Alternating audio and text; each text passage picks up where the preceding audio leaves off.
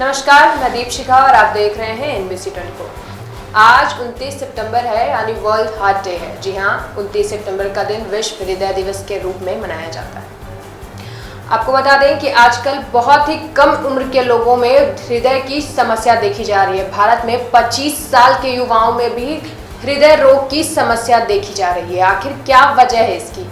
आखिर कैसे हम अपने दिल का ख्याल रख सकते हैं? बहुत से लोग आजकल हृदय रोग यानी हार्ट अटैक से मर जाते हैं।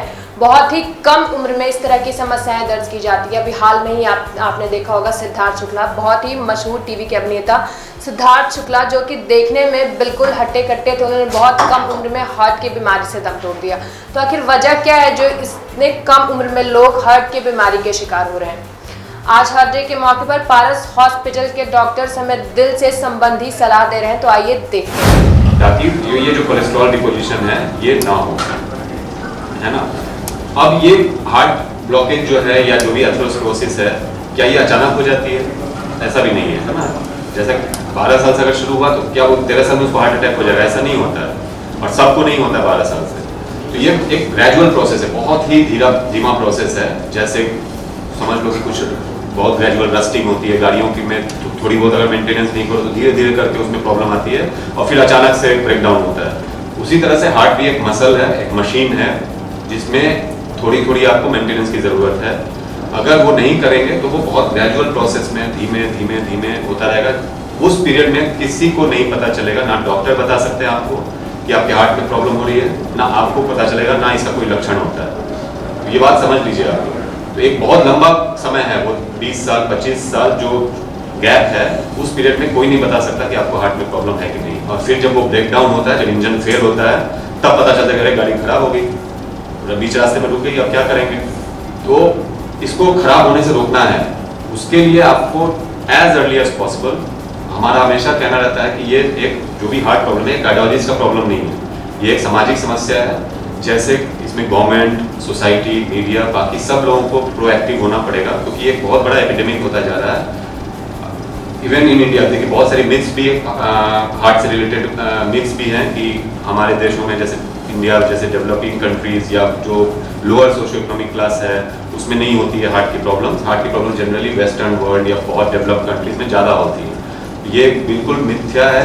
हमारे देश में हार्ट डिजीज नंबर 1 किलर है, जैसा कि श्रुति ने बताया कि नंबर 1 किलर है हमारे देश में भी। जब हम लोग MBBS कर रहे थे 20-25 साल पहले, उस समय इतना हार्ट डिजीज मोर्टेलिटी को, पहले कैंसर होता था, लंग प्रॉब्लम होता था, दमा, अस्थमा, ये सभी ज़्यादा होते थे। जो सीनियर लोग हैं, सीनियर फिजिशियन अभी अगर हमारे आएंगे, वो बताएंगे कि उनके ज़माने में तो और कम था। तो ये चीज़ें बढ़ क्यों रही है? ये डेफिनेटली जीवन शैली से रिलेटेड है, और हम लोग अपने हेल्थ का ख्याल शुरू के एजेस में नहीं रख रहे हैं।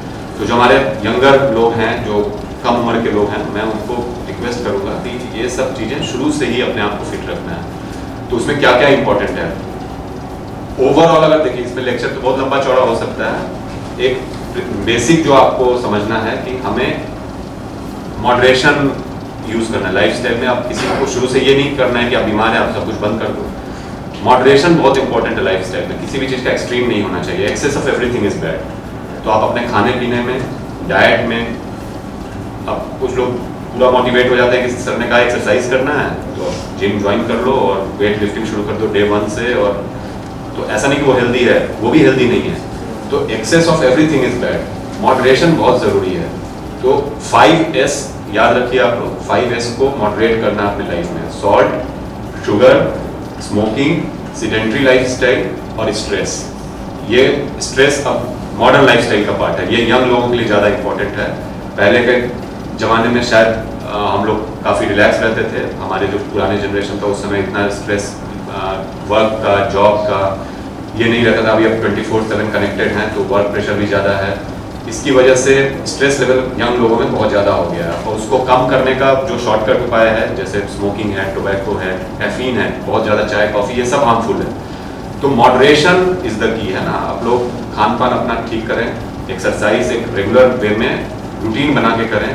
योगा प्राणायाम हमारे कल्चरल एक इतना सिंपल सोल्यूशन है, जिसमें ना वो अपने आप सिखाता है योगा और प्राणायाम कि आप कैसे मॉडरेट कर सकते हैं अपने फिजिकल एक्टिविटी को। वो सब रेगुलर करें। स्मोक तो बिल्कुल ना करें, टोबैको किसी फॉर्म में ना खाएं।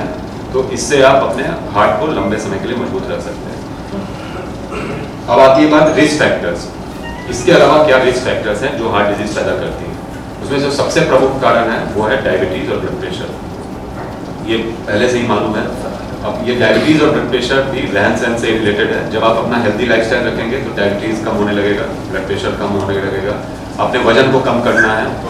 जो लोग का वजन ज़्यादा है हर कोशिश करें कि वजन को कम करें, क्योंकि वजन जिनका ज़्यादा होगा उसमें ये बीमारियां होने की संभावना ज़्यादा रहती है और उसमें हार्ट में डैमेज होने की भी संभावना ज़्यादा रहती है। तो ये आपको ध्यान रखना है कि वजन ना बढ़े, वजन को कंट्रोल करना है। स्ट्रेस के बारे में मैंने बता दिया। स्मोकिंग बताया कि स्मोकिंग बिल्कुल नहीं करना है। टोबैको किसी फॉर्म में हार्मफुल होता है। कई लोग सोचते हैं कि शायद वो खैनी गुटखा खा रहे हैं तो ये इसमें तो कोई खतरा नहीं है, बट खैनी गुटखा में भी रिस्क उतना ही है जितना कि सिगरेट स्मोकिंग में है। इनफैक्ट टोबैको पैसिव भी जो स्मोक कर रहे हैं, आपके साथ वाले जो सुन रहे हैं ना धुआं, उनको भी हानि है। अगर आप सिगरेट पी रहे हैं और आपके साथ में कोई है जो धुआं जा रहा है उसको भी हानिकारक है। धुआं से रिलेटेड एक एयर पोल्यूशन भी आजकल की समस्या है।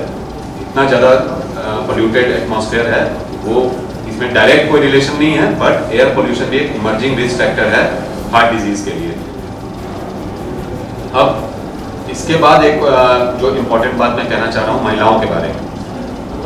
यंग पीछे हमारी जो कलीग्स भी हैं कुछ, तो पहले ये माना जाता था कि महिलाओं में हार्ट प्रॉब्लम नहीं होती है, ठीक है ना। ये था कि महिलाओं में हार्ट प्रॉब्लम नहीं होती। हार्ट अटैक, हार्ट की प्रॉब्लम, ब्लॉकेज, ये सब मेनली पुरुषों में ये समस्या ज़्यादा होती है, जो काफ़ी हद तक सच भी है। अभी भी पुरुषों में ज़्यादा होती है, बट महिलाओं में धीरे धीरे बढ़ रही है। इसका कारण ये है कि महिलाओं में भी ब्लड प्रेशर, डायबिटीज़, मोटापा, स्ट्रेस, एक्सरसाइज नहीं करना, ये सब धीरे धीरे बहुत बढ़ रहा है बिकॉज ऑफ अगेन लाइफस्टाइल, है ना। खाना पीना चेंज हो गया है, एक्सरसाइज कम हो रहा है, वजन बढ़ रहा है, डायबिटीज़ ज़्यादा हो रहा है। तो जो हार्मोनल प्रोटेक्शन महिलाओं को होता था, ये फैक्ट है कि एस्ट्रोजन हार्मोन जो है वो हार्ट को प्रोटेक्ट करता है। इसी तरह के तमाम खबरों के लिए बने रहे NBC 24 के साथ। धन्यवाद।